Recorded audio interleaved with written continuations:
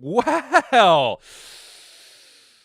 Happy Tuesday, September 9th, 2025. How you doing? NFC North fans, boy.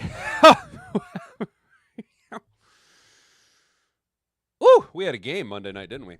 Boy, howdy, fellas. We're about to institute a new rule here on the Hat and Beard Show. By the way, welcome to the Hat and Beard Show. How you doing? Thanks for tuning in. Thanks for telling a friend. That's what we love about you. We are getting right after it this morning, first and hot and heavy. We're going to implement a new rule. That is, if Hat is working during a primetime NFL game, whatever team is losing, okay, whatever team is losing by more than 10 points, okay, let's just say more than 10 points at the start of the fourth quarter, put all your money on them because I'm going to check the game in the middle of the third quarter, and J.J. McCarthy's going to throw a pick six.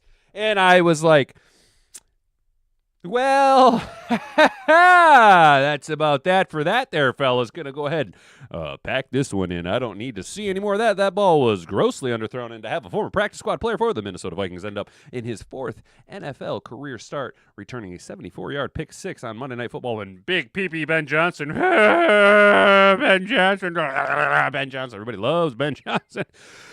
Monday Night Football making his debut against a divisional opponent with let's just call him a rookie quarterback, J.J. McCarthy. Oh, how the turntables turn. Let's go. Hey, good morning, Clarice. Good morning, Brent. How you guys doing? We are just reminiscing about Vikings. J.J. McCarthy delivers stunning comeback victory in first NFL start against the Bears, and oh, boy, did it feel good. Yeah, buddy, let's go. So anyway, the rule is because when I check the game in the third quarter, whatever team is down heading into the fourth quarter by more than double-digit points, go ahead and put some money on them because by the time I get home, that team will have pulled off a come-from-behind victory in the fourth quarter, circa the Vikings last night, circa the Bills Sunday night. So primetime games.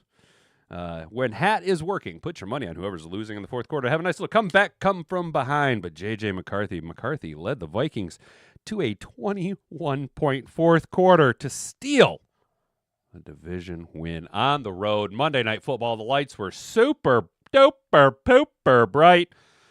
I'll be honest, you Bears fans, Soldier Field was rocking and rolling a little bit that I seen. But good old Caleb Williams. Bears fizzle after hot start versus Vikings QB vows. He's going to keep on growing. Look at that. Look at that. Sad boy Caleb. Bears fans everywhere just kind of got that face about him. And look, I'm going to be honest, Chicago. You guys are just dealing with a boatload of schadenfreude from us over here in the Motor City. Not only did we get our shit pushed in by the Green Bay Fudge Packers, but then we had to watch your team look relatively well through three quarters of football under Ben Johnson. And the collapse was so justified. Oh, it felt so good. And then you guys are going to come and deal with us next week. Can't wait to deal with it, but we'll look at Caleb Williams fizzling out after a hot start and vowing to keep growing over at NFL.com. Then we'll take a look at CBS's power rankings. We will just kind of run down the top 10. We'll actually get to the top 11 because Detroit might have slid a little bit there. It's a little bit of foreshadowing, and then we'll get into the hometown cooking over here at ESPN.com. We're not going to read the whole thing. This is their real or fake article. What is something to buy into? What was it called here? What was the top here? Yeah. What's real and what was just a mirage? All right. And we will take a look at what ESPN writers are saying. Sorry, I had to turn this stuff off. We'll see what ESPN writers are saying about the Detroit Lions before strolling on over to one of our favorites, A to Z Sports. Dude, I like these A to Z Sports guys. I don't know about y'all, but A to Z Sports and continue to unlock. And now I know that some of you, broski, were in the chat yesterday like, where was the defensive player of the year, Ray Hutchinson? Where was Hutch? Where was he, huh? Where was he? Well, let's... Film don't lie. Lions film study. Aiden Hutchinson went through the 7 circle of hell on Sunday. Not only will we read, but we have video to back it on up. We will take a little bit of a looky-loo over here at A to Z Sports. It'll kind of comfort us, put a little solve on the wound, a little powder for our raw bottoms, if it were. And then we will finish on a bit of a high note today. Lions looking to get Tesla more involved on offense. You know, the more I've watched that touchdown catch by Isaac Tesla, that kid, I'm telling you, that kid's going to be a very important cog in the Detroit Lions machine for a long time. I don't want to get out too far over my skis here, but we could have a run of 3 very special wide receivers here in the Motor City for a very, very long time. And not to mention the comfort level that it adds, having not 1, not 2, but 3 very special wide receivers on top of having, look, Sam Laporta quietly almost had 100 yards receiving on Sunday and is still slept on due to a sophomore slump injury-riddled season last year, but off to a relatively hot start this year. And then time permitting, guys, fellas, we will be watching and reacting to. I absolutely love this guy. And all of the cheers and pomp and circumstance to Tom Grossi. He is now, so the NFL is broadcasting, the Chefs and Chargers game last week was broadcast on YouTube. And Tom Grossi is one of the guys who got to partner with YouTube to broadcast and stream the game, commentating on it. And that's pretty awesome for him. This guy's a really good dude. And he makes some of the funniest content on YouTube. So it's all NFL stuff. This is if the NFL is scripted week 1, if time permitting, we'll make sure there's time permitting. Even if we have to go late, fellas. I have yet to watch this, so we will watch it together and react to it together with the live chat. Speaking of the chat, good morning, everybody. We got a poll up for you. With week 1 in the books, the NFC North this is a fill-in-the-blank question. I have given you 4 possible selections. As always, I like to give you 4 selections so we can keep it nice and balanced. Competitive AF, Slop Division 2025. It's wide open like AOC's legs and overhyped currently. With 50% of the vote, we have wide open like AOC's legs, walking away with the poll early on and often. Looks like you guys know what's going on in the politisphere. We do like to dabble in the politics here just a little bit on the hat and beer chart, just a little bit. And then tied for second, competitive AF and currently overhyped. So 2 wildly different standpoints. Both at 25%. 0% of the views say, though, that it's a slop division 2025. Looking like that might be going to the AFC East, you know what I'm saying? The Patriots not looking so fresh, not so fresh and so clean. And the Miami Dolphins looking like absolute trash. Let's go ahead and turn up the heat on Mike McDaniel's seat. And then go ahead and bring him on over to the Motor City where he belongs here. So I think the AFC East might bounce back, but we'll see. But at least we're not the slop division. So, guys, call to action real quick here. We got 10 of you guys hanging out in the chat. That's what's up. Good morning, everybody.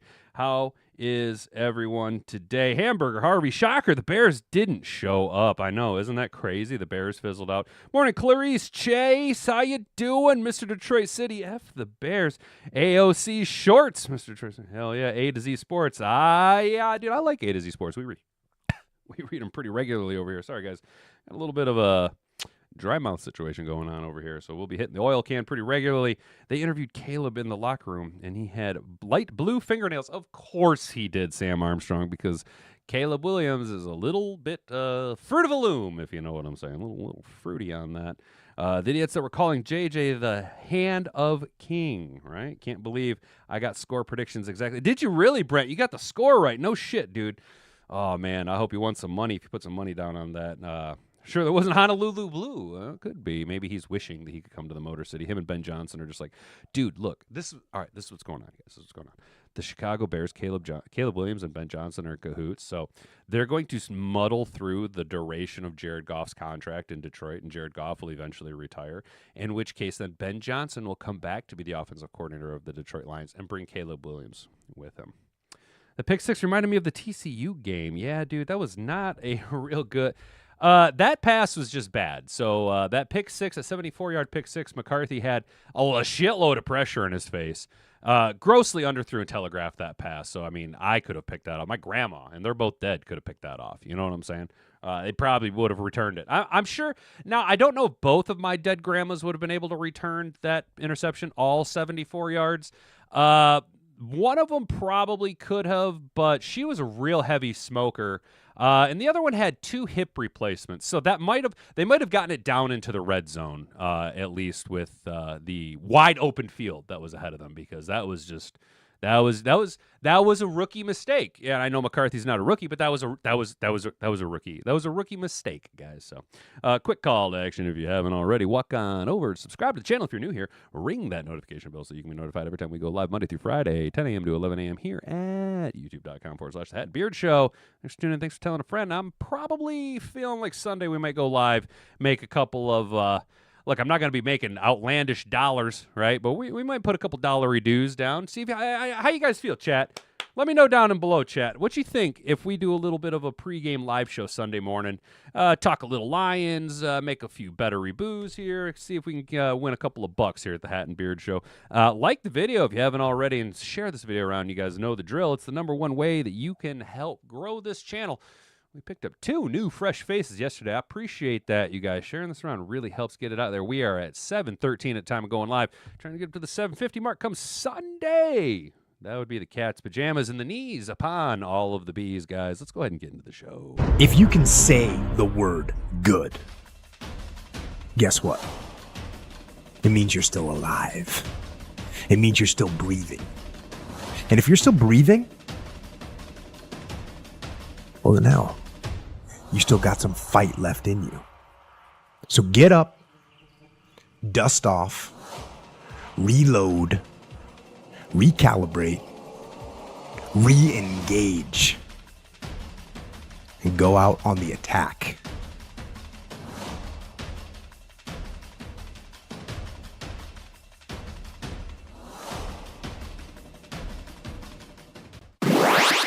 All right, guys, coming to us from Fox News. I'm based. Fox is a joke, though. Let's be real. They're not the conservative network. Most 3-letter networks are fucking bought and paid for. And if you really want to back that up, go ahead and just do a little research on Operation Mockingbird. And you'll know what I'm talking about. Now we will wait to see how badly the internet gets fucked up and if we get shadow banned after mentioning Operation Mockingbird. But here we go. The first 3 quarters weren't pretty for Minnesota Vikings quarterback J.J. McCarthy in his first NFL start on Monday night.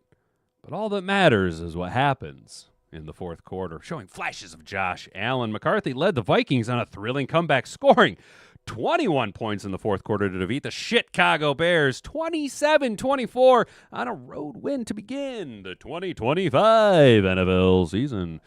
Last season, McCarthy was sidelined with a meniscus tear. We know that. Sam Darnold led the Vikings to a 14-3 record, but McCarthy knew heading into this campaign it was his turn to get the job done at quarterback in head coach Kevin O'Connell's dynamic offense. Legit, though, I'm not going to lie, guys.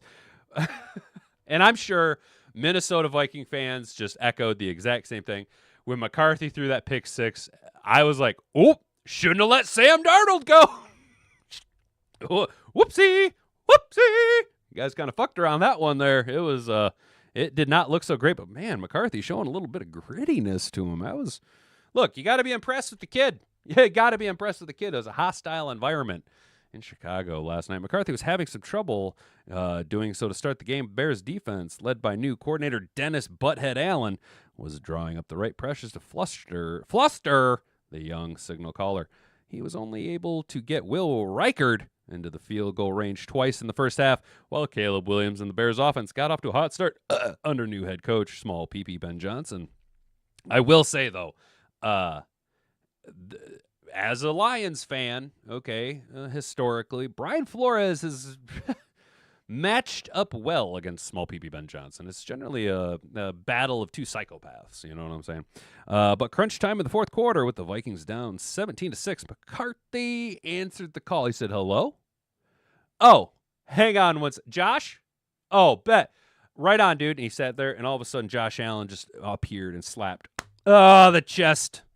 Slapped the S on the chest of J.J. McCarthy. It all started with a 6-play drive, and McCarthy fired a bullet to the front of the end zone to find his star receiver, J.J. Justin Jefferson, for his first score of the new campaign. And the Vikings defense kept up the pressure on Williams to give McCarthy another chance at the lead with 3 and out forced on the ensuing possession. McCarthy, after getting a generous defensive pass interference call, launched a perfectly placed deep ball to running back Aaron Jones for the lead 20-17 after a successful 2-point conversion. I will admit, though, when I got home, I asked Hat and Boobs. She was admittedly she was asleep. I inadvertently woke her up, and I was like, "So what happened? What am I walking into tomorrow? Are people going to be like, the refs screwed us?" And she's like, "Yeah, there were some calls, but it seemed to be kind of going both directions a little bit." I didn't get to watch the whole game. I watched flashes of it and clips of it, but even she was like, "Yeah, there were some calls that were a little sus." The dagger in this come-from-behind win was a 9-play drive that ended with a 14-yard touchdown run by none other than McCarthy, who kept the ball on a 3rd-and-1 read option from Chicago's 14-yard line.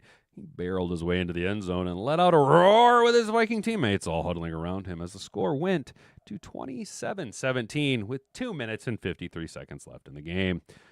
Williams got off to a hot start running in a touchdown on the Bears' opening drive of the game, but the Bears' offense, expected to be upgraded with Johnson's play calling in place, given his success with the Detroit Lions, sputtered after that. Whoopsie. Gonna slip on a banana peel there. Small PP Benedict Arnold, Osama Ben Johnson, the trader in the Windy City. The only mustered a field goal in the second quarter, while kicker Caro Santos missed another in the fourth. Ooh, the Bears and their kicking woes. You guys just have had a curse of toes in your locker room. The other touchdown scored from the Bears was a pick six by McCarthy. We talked about that.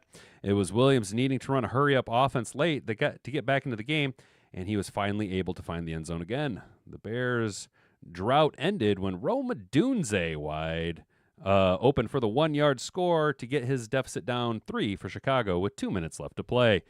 The Bears' defense was able to force a 3 and out on the Vikings, but there was not enough play clock left for a miracle as the Vikings celebrated their hard-fought victory on the road. On Monday Night Football, no less. McCarthy's first career start ended with a line of 13 of 20 for 143 yards and 2 touchdowns and 1 interception. It was also notable to see Jordan Mason getting the Lions' share of the touches in the running game, totaling 15 of 68, with veteran Aaron Jones getting 8 carries for 23. Jones, though, was tied with Jefferson for 44 yards in the receiving game. Aaron Jones, the little bit that I seen, was very ineffective in the run game, but he does offer that veteran receiving third down style back. He's still got good hands. Always did have sneaky good hands, but maybe now's when Aaron Jones transitions into the not lead guy.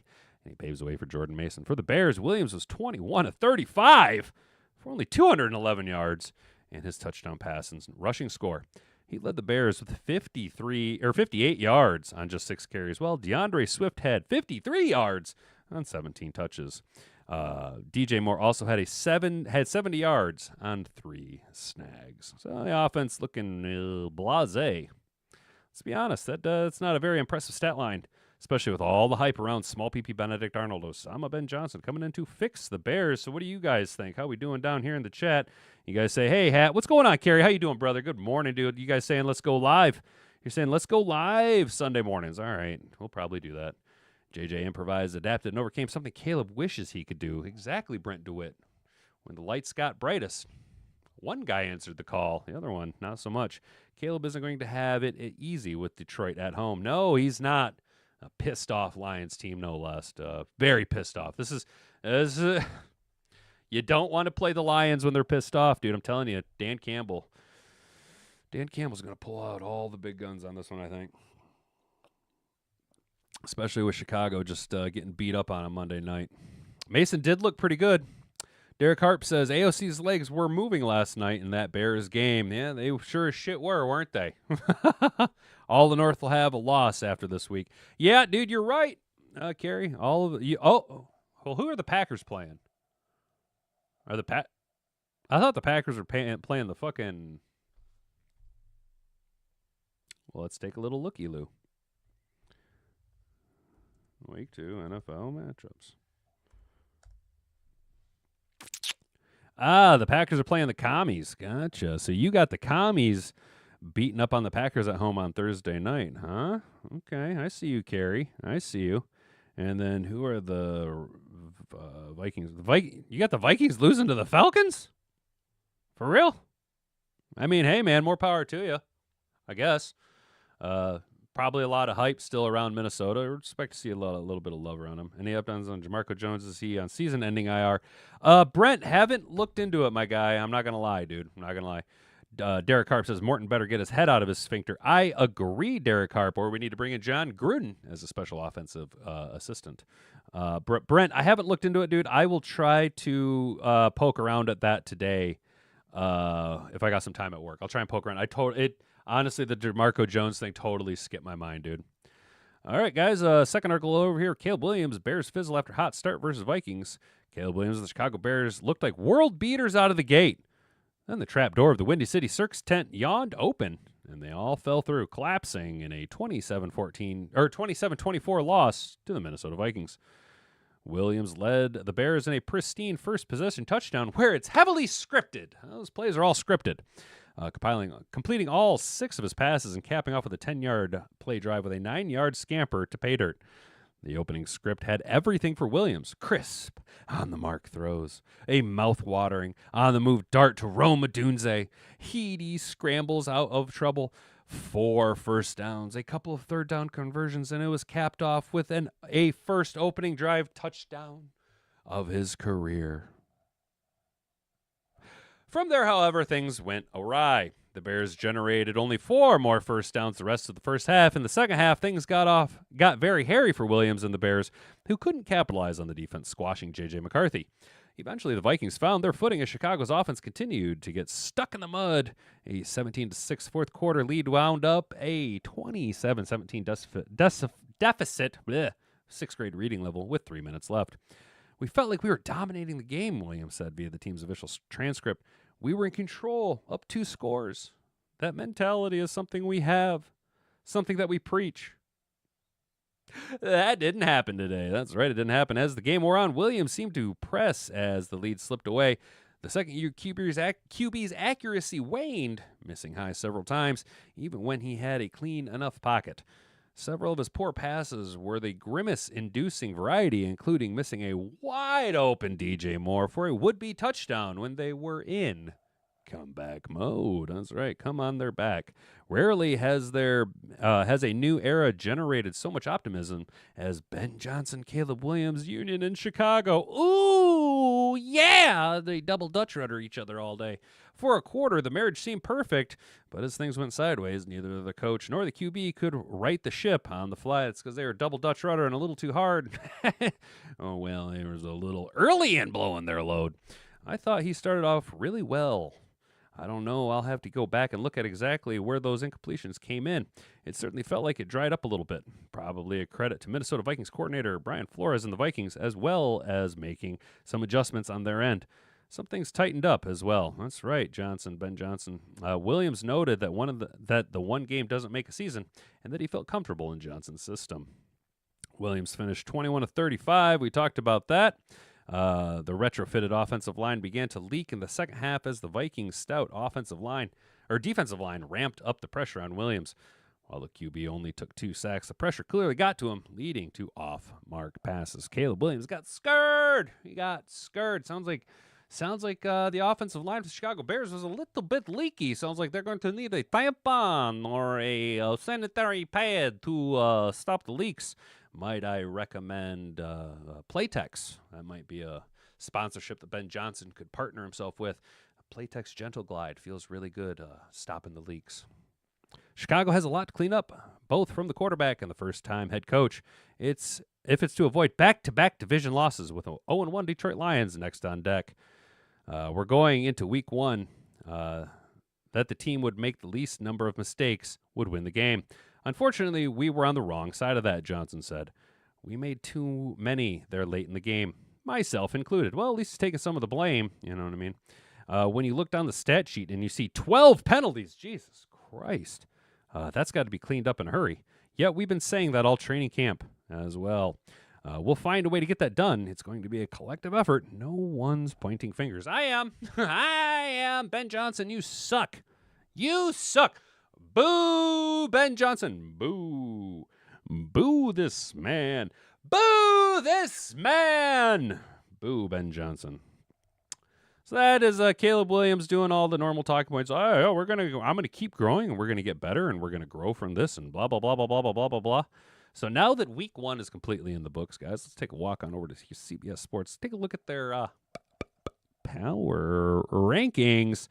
CBS Sports has the Eagles at number 1, the Bills at number 2, the Packers up 1 from 4 to number 3, the Buccaneers up 2 from 6 to 4. The Ravens stay put at 5. The Commies up 2 from 8 to 6. The Chargers up 9 from, what would that be, 16 to 7. The Chefs drop 5 from number 3 to 8. The 49ers stay stagnant at 9. The Broncos stay stagnant and round out your top 10. Let's take a little look just outside of the top 10, though, sliding 4 spots from 7 to 11. Our Detroit Lions. They looked out of sync on offense against the Green Bay. The change in coordinators seemed to show up in the loss to the Packers. Yes, I do agree with that. The new coordinators did seem to be kind of an issue. Okay, but it will get cleaned up. It will get cleaned up. This is what Dan Campbell does best. This is, for all of the good leadership qualities that Dan Campbell outwardly projects, right? The rah-rah, the my guy. He's down in the trenches. He's one of the guys who leads from the front. Dan Campbell's superpower, though, is what he does behind the scenes. Whether it is him or the coordinators, historically, Dan Campbell has shown the ability to make changes and alterations from week to week and get his team right. I think that we will have a massive cleanup come week 2 against the Chicago Bears, and I fully expect Aiden Hutchinson to be completely unleashed on the NFL. Right? I think we're going to know now, based on what we'll talk about here in the next article, what teams are going to try to do to Aiden Hutchinson, and we're going to go ahead and correct that. We're going to go ahead and fix that. We're going to go ahead and scheme our guy a little bit better. Or, if you're going to commit so many guys to blocking Aiden Hutchinson, well, fuck it. We're just going to send everybody the opposite direction. You know what I'm saying? How's the chat doing? Big game Sunday. Teams start 0-2, only have a 12% chance to make the playoffs. Better not be us, Brent. It better not be us. Derek Harp says, boo Pat Stafford's kids. Hell yes, dude. I completely agree with you, Derek, on that one. Kerry, yep, he's laughing with Brent. I agree. Brent, though, you're right, dude. We cannot start 0-2. Jeanette, good morning, Jeanette. It will get cleaned up after Dan takes task with some of the team. Yeah, Dan Campbell. He's going to come in there. He's going to be like, crack that whip. If you're not getting it done, I will fire you. You know what I'm saying? That's what's going to go down. Dan's going to fix this. Dan, MCDC, I got all the faith in the world. So over here at ESPN.com, they, though, are leaning into the reality that there are concerns about the Lions' offense. John Morton taking a... Look, John Morton. It sucks to be John Morton this week. It sucks to be John Morton yesterday. It sucks a little less to be John Morton today. And it'll suck a little less to be John Morton on Wednesday. But come Friday, John Morton, we're not going to be too worried about him. Sunday, it'll suck to be John Morton a little bit for a first couple of hours before the game kicks off. We'll talk about it. Yeah, but I think we're putting too much emphasis on, what we had on offense last year, how absolutely dynamic we were, and just how flat we came out Sunday, right? And John Morton's going to take the bulk of that, but, John Morton's not the one in Graham Glasgow's head telling him to walk away from a defender. You know what I'm saying? Yes, the play calling was stagnant. That will change. Dan Campbell will get in there. He'll tweak it. He'll change it. But the national media has really taken it to John Morton as the Detroit Lions have grown into the cream of the NFC North's crop over the past few years. Lions fans have dismissed the idea of being challenged by the Packers for the division title. Beginning with their fateful performance in knocking out the Packers out of the playoffs playoff spot in Aaron Rodgers' final game with the organization at the end of the 2022 season.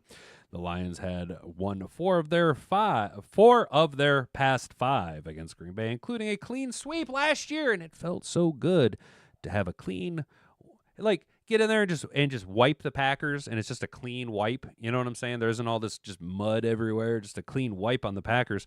The mood changed Sunday, buoyed by the debut of new star edge rusher Micah Parsons in front of a raucous home crowd.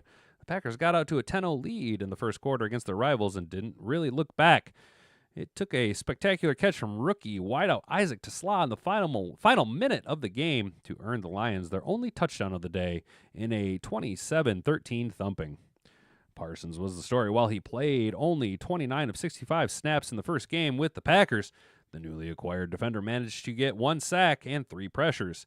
He helped create a Jared Goff interception in the red zone at the end of the second quarter by beating Penei Sewell to the inside. Well, Penny slid 4 fucking yards on that slippery-ass turf, so that's whatever. The second time Parsons beat his fellow perennial All-Pro to the interior. The pressure prevented Goff from seeing safety Evan Williams breaking on his throw to Amon-Ra St. Brown, costing the Lions points before halftime. Goff had a disappointing game, especially putting aside what he did in garbage time. Through 3 quarters, he was 21 of 25, but those throws created only 152 yards and 8 first downs.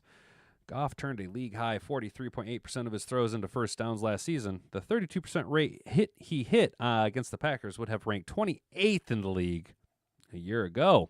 That's a huge drop-off. During his turnaround over the past few years in Detroit, Goff thrived by avoiding pure drop-back situations, with the Lions often playing from ahead and Ben Johnson turning the play-action dialer hard when they had other coordinators in football. Goff was excellent as usual with play-action against the Packers, going 9 of 10 for 86 yards without the play fakes, though he went 22 of 29 for just 139 yards, and that even included the fourth quarter. Yikes, that is bad. And to work things all the way backward, the Lions couldn't get their play-action game going because they weren't a threat to run the football. True. Very true. The run game was non-existent, not even remotely close to being a threat in any capacity. We could not get our hats on a man. We could not move the line of scrimmage, and the Packers were in the backfield all damn day. The game script didn't help matters, but David Montgomery and Jahmyr Gibbs combined for just 44 yards on 20 carries.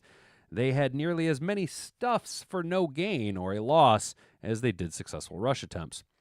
This came against a team that lost its 2 best run defenders on the interior this offseason, with TJ Slayton Jr., who led the NFL in run-stop win rate, and Kenny Clark, who was sent to the Cowboys as part of the Parsons trade. While Goff was excellent in his role, that run game has been the heart. Jesus Christ, how long is this fucking article? Okay. While Goff has been excellent in his role, the run game has been the heart of what the Lions have accomplished on offense, and there are reasons to be nervous about what we saw. Detroit is rebuilding on the interior of its line after Frank Ragnow retired and Kevin Zeitler left in free agency. The Lions have moved Graham Glasgow to the center and are starting Christian Mahogany and rookie Tater the Motor City Mullet Ratledge, who had a combined 2 career starts before Sunday at guard. While the Lions have a great offensive line coach in Hank Fraley and have been excellent talent developers, it's just unfair to lose one of the league's best centers and a very good veteran guard and expecting everything to just keep rolling. It is the hard reality that I'm going to be honest, I had my blinders on and rose-tinted glasses thinking that everything was just going to be fine. I'd convinced myself that we were just going to be fine, but boy, god damn did we miss Frank Ragnow on Sunday. Oh! My booty is so sore from the giant hole left from Frank Ragnow retiring. On Sunday, the Lions' ground game came to a halt. Mahogany was overpowered by Colby Wooden and beaten to the inside by Nazir Stackhouse, creating a pair of tackles for loss. Glasgow had trouble with his double teams, including a whiff on forearm shiver to give Gibbs with a lineman in his face in the backfield. The execution from what often looked like a well-oiled unit in 23 and 24 was lacking. The idea of establishing the run to create a bias for play action is faulty, but the Packers weren't afraid of Detroit's run game. They didn't have any reason to be. That pushed Goff into drop-back passing game, which creates problems. Over the past 4 years, Goff is first in the NFL in QBR when unpressured, but 28th by the same metric when pressured. The Packers overloaded Ratledge with a double A-gap pressure for 1 sack, while Lucas Van Ness put Mahogany on skates for another. Taylor Decker, who has been just stepping back and back and back every single year, struggled with Rashawn Gary, and when Sewell is struggling with Parsons, well, there's nothing for the Lions to fall back on. They'll face easier defenses than the Packers, but the NFC North is officially a real fight. And the Lions have a weakness other teams are going to be picking at in the weeks to come. Yeah, that's fair. It's a fair assessment. It's the reality of it. Our offense was bad. Our offense was just bad. Let's see. Chat, the house is going to rule this game. I dismissed the media after all the presidential media COVID sports shit.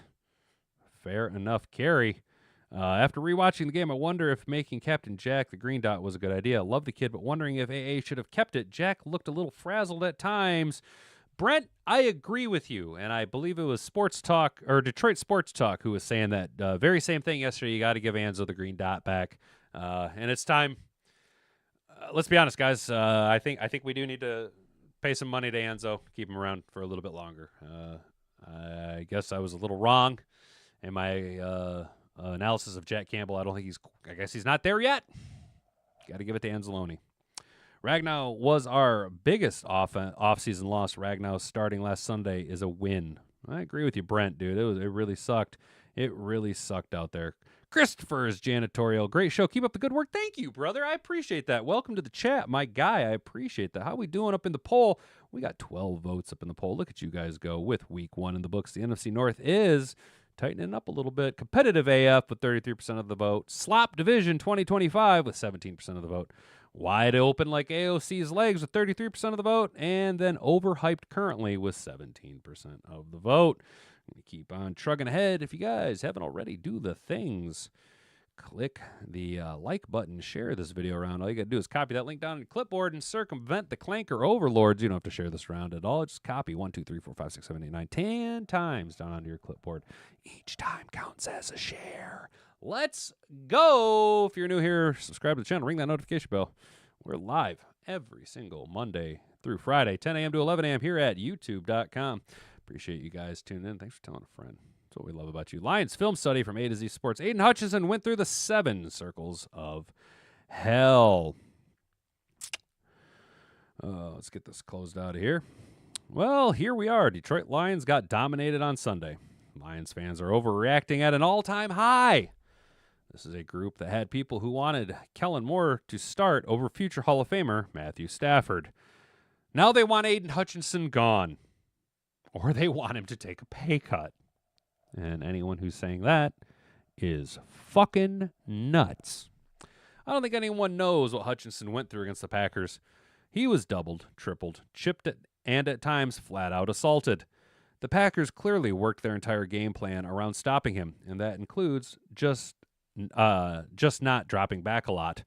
The Packers dropped back 23 times in the game and just 6 times in the second half. They had a plan, and it worked. He charted every single one of those dropbacks. Now we're going to watch some of the most egregious ones together. Let's go ahead and pause this guy. All right, Aiden Hutchinson film study. Snap 1, doubled hard. Of all 23 clips that I charted, this one is a good representation of what most of the day looked like. This isn't Madden where you can run around 2 guys, and it's not NFL Blitz where you can just bust through like the Kool-Aid man. This is real life where 2 guys have a pretty good chance at stopping one. Plus, you'll note that the Packers get the ball out quickly in a lot of these dropbacks. Everyone thinks that Love was just chilling back there all day. In some cases, he was. But the Packers had a clear plan to get it out fast most of the day, and it worked. They were coming out hot, and they were firing that son of a bitch out there, getting that ball out of Jordan Love's hands relatively quick. Let's go ahead and watch Aiden Hutchinson get double-teamed here. Oh, yeah, getting eaten up. How are you going to beat that? How are you going to beat that? You ain't going to beat that. That's... all right, so here's holding and a chip. That's nice. This guy gave Hutchinson a little hug before letting him go. Might be a pretty loose holding call, but that's a hold for sure. Then once he gets off the Hutchinson, there's a guy there to chip him immediately, and that slowed him down. There's just not a lot you can do here when you're getting held and then chipped. So here we go. Watch Hutch get held. I know exactly this snap. He did get held. It wasn't egregious, but this play encapsulates. They were like, we're going to stop this guy. He will not take over. Make somebody else. What they said is they said make somebody else beat us. Watch this. Here you go.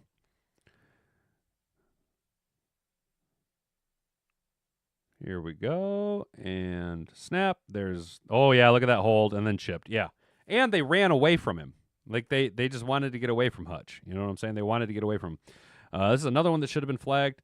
We're just driving at dude's knees out here. I don't know how to chop block isn't called there, but it's pretty dirty to be diving at a leg of a guy coming off a broken leg.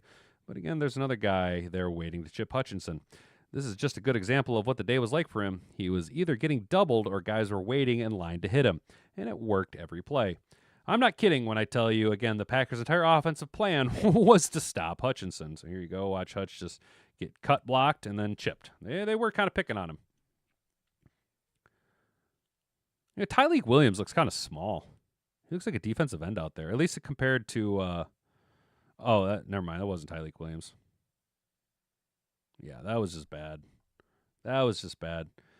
Someone called the police. This is flat-out mugging. Offensive linemen were just straight up tackling Hutchinson out there. This would have been a good spot to have a Lee McNeil or Levi Onwuzurike. Levi Onwuzurike statistically was a force. So here you go. Watch Hutch and oh my God, are you serious?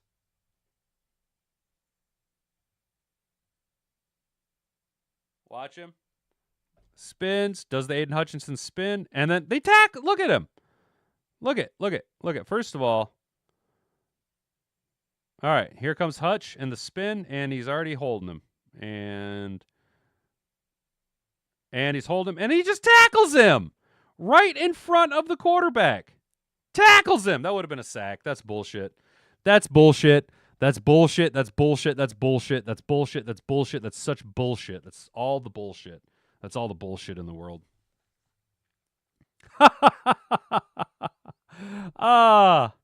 That's Jack didn't drop a key interception like Big Money Onzo did. I agree with you, Mr. Detroit City. Jack didn't lose the game or mess up like the others, including holdout Goldilocks. I feel it, Mr. Detroit City. I feel you on that. Kerry, that's hilarious. He says, to Christopher's janitorial, please clean up the O-line mess. No one said that Jack lost the game, just said he looked a little frazzled. Look, Jack Campbell did look frazzled, but Jack Campbell looked like every other Lions defender out there. Not prepared. Clearly there was rust on the joints, and for whatever reason, we decided to wear cement shoes. I do not understand the rationale behind it, but for whatever reason, we decided to wear cement shoes or ice skates, because our guys either had their feet in cement or were sliding all over the dang diggity dog field. Hutch will get those calls at home. Sam, I agree with you. The whole time I was watching that, I was like, it's because it's the Packers at Lambeau. That's the only reason. Because those were especially that last one we watched. This last one. This one right here. This is just fucking terrible. Like, look at him. Look at him. He's spinning. Aiden Hutchinson has both of his feet off the ground, and this dude's holding him up. He's holding him up. Aiden Hutchinson, see, now his leg comes down. Aiden Hutchinson has no feet on the ground. He's in the air being held up by this fat fuck. And then he just, okay, so an official has his eyes right here. He's watching this. The play is right here. Jordan Love has the ball. The pocket then collapses, and now Aiden Hutchinson is just flat out being tackled. Okay. Still manages to work his way through it. Would have gotten the sack here had he not been tackled by two fucking guys. This is a nice little stunt move by, was that Levi? Or I'm not Levi, Tyleek. Yeah, it looks like Tyleek and Hutch playing a little game out here, right? Oh, Jesus. Look at him. Two guys are tackling him. Just fucking... That's just bullshit. That's just bullshit. That's all I got to say. Well, that's all I really got to say about that. All right, guys. Now that we're all pissed orphus and a little irritated by the referees and talking about the shit that was. Okay, it's Tuesday. It's 11:45. Let's stop talking about week one. All right? Let's stop talking about week one. Use it as a learning experience. Grow from it. But let's stop dogging on week one. Let's start looking forward to week two. Start looking at the one great bright spot we had on offense, right? The new shiny toy we got. College refs are better than pros. I agree with you, Sam. I do agree with you on that one. So we're going to go ahead and read our last article of the day over here at DetroitLions.com. Senior beat writer Tim 20man Lions looking to get TeSlaa more involved in on offense. PFS highest graded offensive player for the Lions to lost Green Bay was receiver Isaac TeSlaa with a 96.2 grade. Talk about maximizing opportunity. TeSlaa earned the grade while playing just 3 offensive snaps, including a highlight 13-yard one-handed touchdown grab in the final minute of Detroit's only touchdown of the afternoon in a 27-13 loss. We really wanted to try and get him involved last week, but he got sick and missed a lot of practice. So then we didn't feel comfortable trying to load him up because he had the poops. Remember last week he had the poops and had to miss some practice.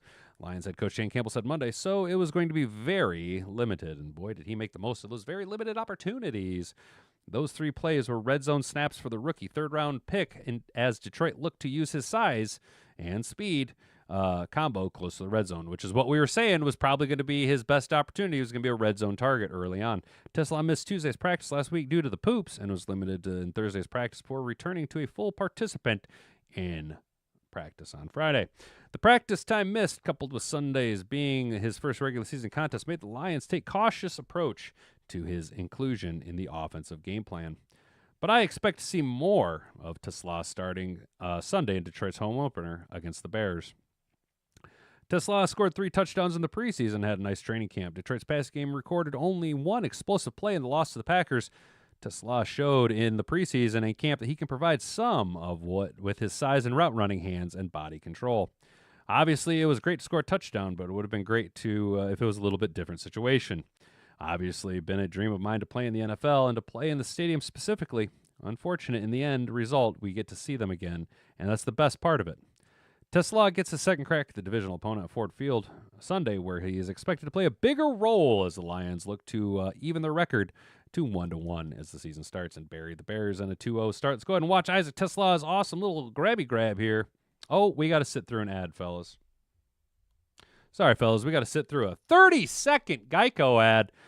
Oh, boy, you can't have life without ads. How we doing, chat? Brent, I agree with you. Even though it was week 1 and it was his only, catch, really, that should go down as one of the top catches of the year. It was early on in the season, but it was fantastic. Oh, excuse me. Oh, pardon me. Let's go ahead and unmute. Let's get a little look at Tesla's catch. Oh, of course. Another ad. Another Geico ad. Who would have ever thought that? Did you guys know that there was going to be so many ads? And of course, it's Geico. Oh yeah, Geico on Geico, dude. Just Geico on Geico ads. It's fucking annoying, man. Mad Hatter Nation. While we wait for these ads to play, make sure you guys are liked and subscribed and notified and all the things. Share this video around. It's the only way to get us to grow. 24 of you in the chat right now. Oops. I'm going to get copyrighted on this. Here we go. Slop time. Look at that. Oh.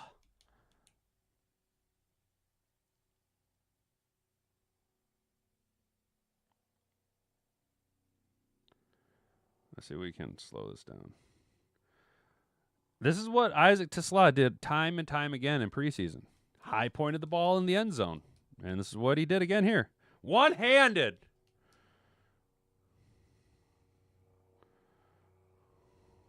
I want this out of here. Dude, he caught, that was a, look at this, look at this, look at this. Ah, fingered. Ah.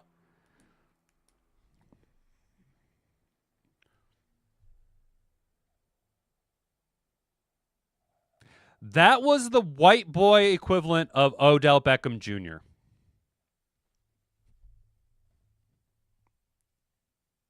That was the white boy equivalent of OBJ's catch. This is something this dude has done a bunch of times, probably fucking around with his buddies in practice. Look at it pay off. Doop! Fingertips. Oh, it brings it in. But it was a touchdown. Oh!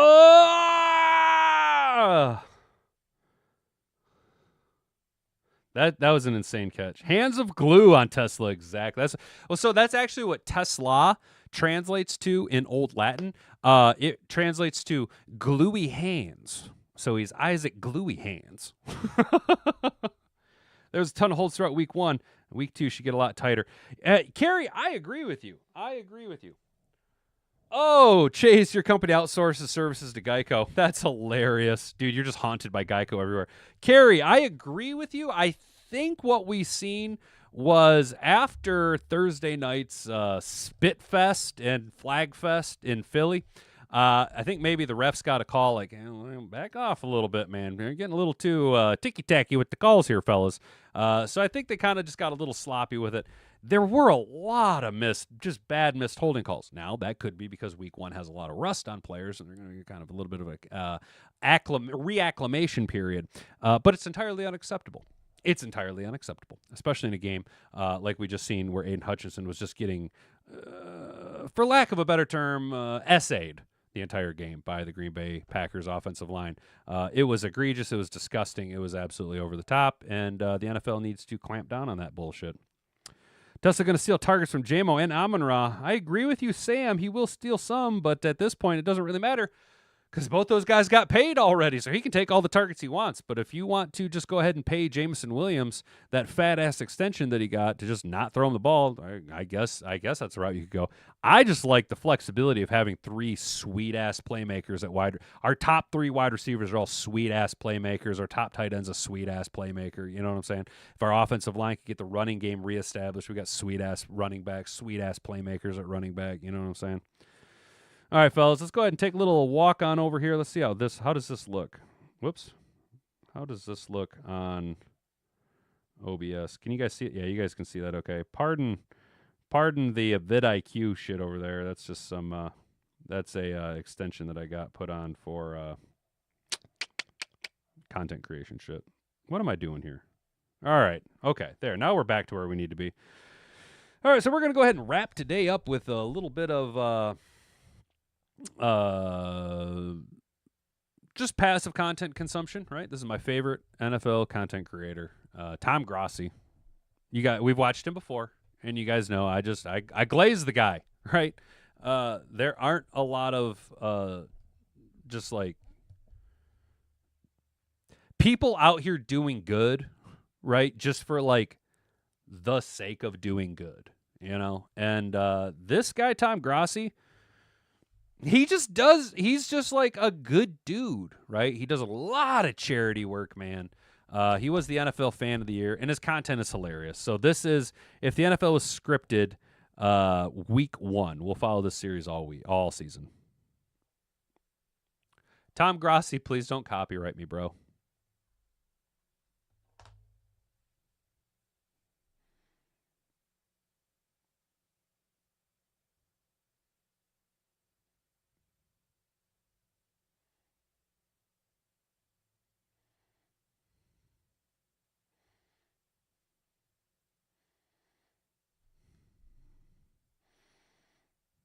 Sorry, I got to let it buff out just a little bit. Looks like we're getting a little bit of lag on the test screen. We got the best blocking wide receivers in the league. Ain't that right, fucking Sam? You're nailing it. Yeah, but Morton has to scheme them open. Derek, you are not wrong. He'll scheme them open. Goff was efficient on play action. We just have to have the running game established. If the running game doesn't go, our offense doesn't fucking go, guys. If that running game doesn't go, our offense doesn't go. All right, let's finish this video out.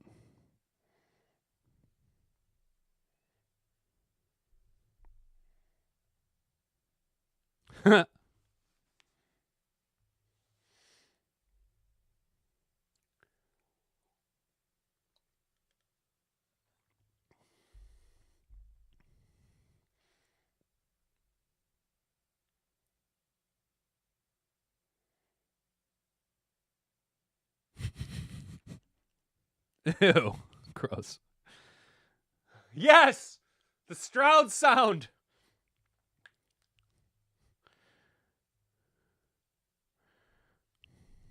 What do we got over here, Chase? Oh, hell yeah. See you later, Space Cowboy. Catch you later, brother. We'll see you tomorrow. Have a good meeting, dude. Go crush it, brother. Go make that paper.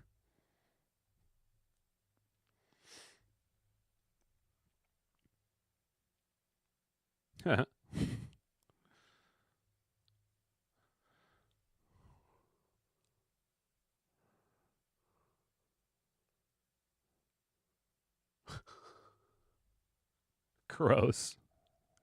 Gross. Babe, don't watch this. You're going to hate it. Hat and Boobs doesn't like this. Spit is gross to her, so babe, don't watch this.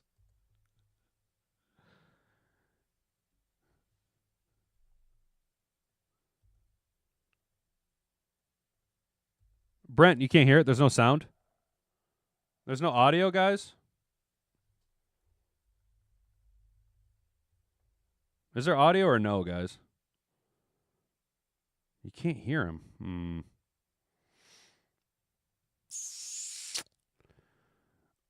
Can you hear? You just can't. Can you hear any of it, Brent, or is it all cooked? No, you can't hear any of it. Okay, guys. All right, that is a setting that I need to fix on OBS. Carrie has audio. Carrie has audio. Brent doesn't have audio. Sam doesn't have audio. Huh. Well, that's lame sauce. You know what, guys? Then I will poke around on OBS and we'll watch this tomorrow. How's that? Because it seems like we're having some issues tech-wise, which isn't cool beans at all, fellas. That's not cool beans at all, man. All right, well, we're going to go ahead and wrap up today then, a few minutes shorter than intended, but hey, what you going to do? Got to choose up sides and sniff armpits. Today we talked about JJ's big come from behind Monday Night Football against the Bears. We talked about Caleb Williams and how he is going to keep growing, even though he should be a lot better than where he is now. We talked about the Lions and how they slid down the power rankings. Looked at the top 10 NFL power rankings according to CBS Sports. The Detroit Lions sliding from number 7 to 11. Then we went over here to ESPN.com. Real are the concerns about the Lions offense. I had a pretty in-depth breakdown as to how and where the Detroit Lions really just kind of screwed the pooch offensively. And they tried to push the narrative more that John Morton isn't going to get it done. But I think it's way too early to be making those type of assumptions. We then went to A to Z Sports, where they took a nice breakdown of Aiden Hutchinson and how he just got SA'd all Sunday at Green Bay and how the flags were never thrown. We got no breaks by the stripes, even though some of them were a little would have been ticky-tacky, but some of them were just unbelievably egregious.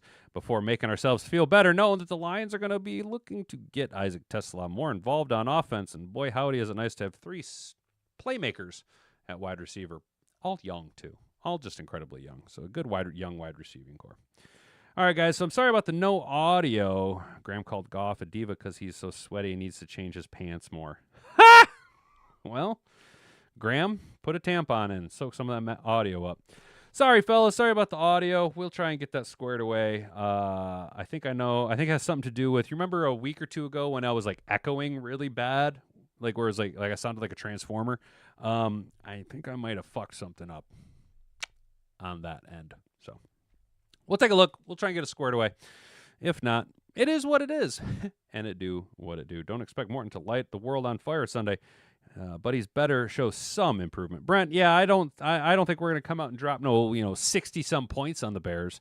But we need to have one of our 2 running backs hit 100 yards and our team to rush for well over 100 yards. And our offensive line, I need to see our offensive line fix itself, clean up that shit. You know what I'm saying? DJ, this should calm Lions fans down now. We go 5-1 in the division. Hey, DJ.